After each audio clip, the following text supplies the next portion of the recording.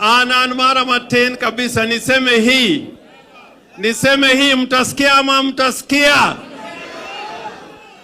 Ni juzi katika hii uwanja tulikuwa na rais wa Kenya William Samoei Ruto. Akaja hapa akatuchangia, akaenda kila mahali katika Siaya akiangalia mambo ya maendeleo. Na ni bahati mkubwa sana, baada ya wiki 3 peke yake naibu wa rais Profesa Kithure Kindiki yuko pamoja na sisi hapa. Mimi huyu profesa namfahamu sana.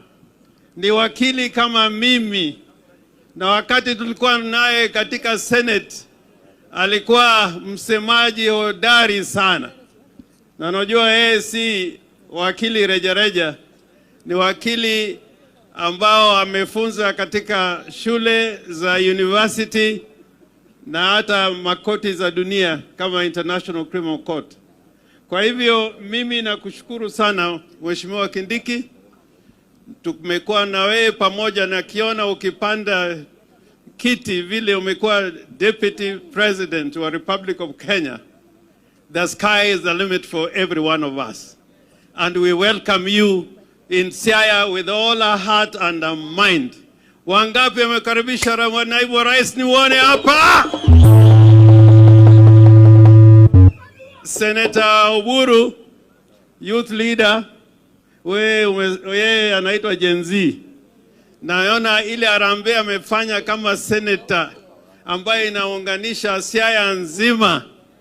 Ameanza na bodaboda. Hiyo ni mzuri ama si mzuri? Kwa hivyo tunakushukuru sana senator wetu, youth leader Senator Oburu, kumlete hapa kiongozi naibu wa rais tukufanyia hii harambee ya bodaboda.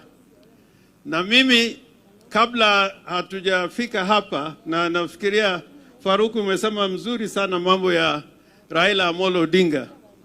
Tumeongea na yeye kabla hatujafika hapa, na mambo yako yote najua SK Macharia na Bwana Kindiki watasema, kama unataka kujua hali iko namna gani. Hata mimi juzi nilitoka kidogo, wanasema Orengo amekufa. Atonadi kore karochi yao. Kore karomo kingato kozo karomo. Aparane boda mutinga emanya loro